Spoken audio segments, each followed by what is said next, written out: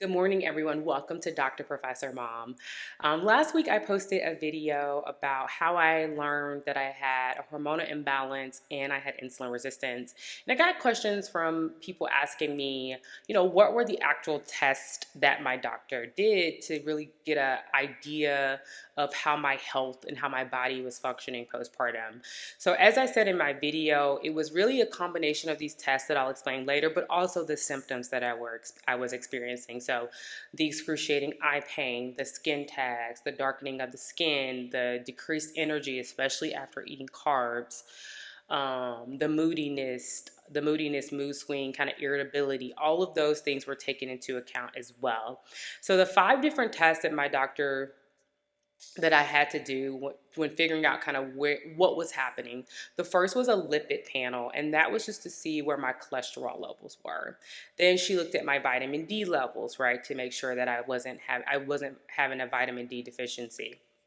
And then she did a comprehensive metabolic panel, which was really to see how my metabolism was functioning. Like, was it functioning correctly or was it off?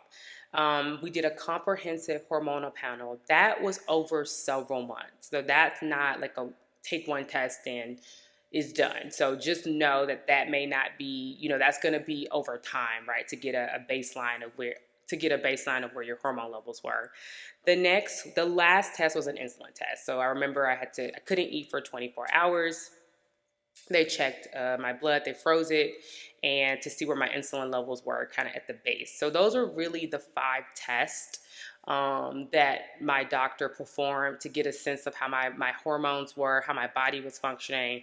And from those tests, along with the symptoms that I was experiencing, it was determined that things weren't quite right and that I needed to do some hormone replacement therapy as well as treat my insulin resistance. So that's all for today. I really just wanted to just give you all an idea of the different tests that were around on me. Again, as I said before, as a woman, I do think it's important that we go to doctors who specialize in women's health. So my encouragement is, your OB.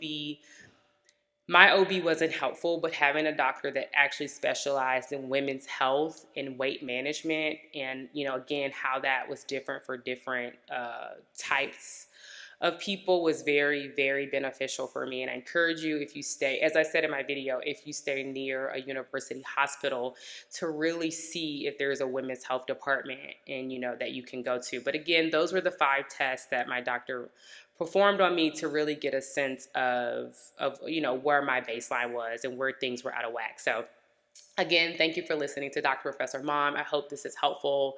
I thank you for all of your messages and saying how much this has helped you, and that you are affirmed, that you don't feel like you're alone. I can tell you it's definitely a dark space to be in when you don't really know what's going on with your body, but something is not right. And trying to really figure that out, it takes a lot of time.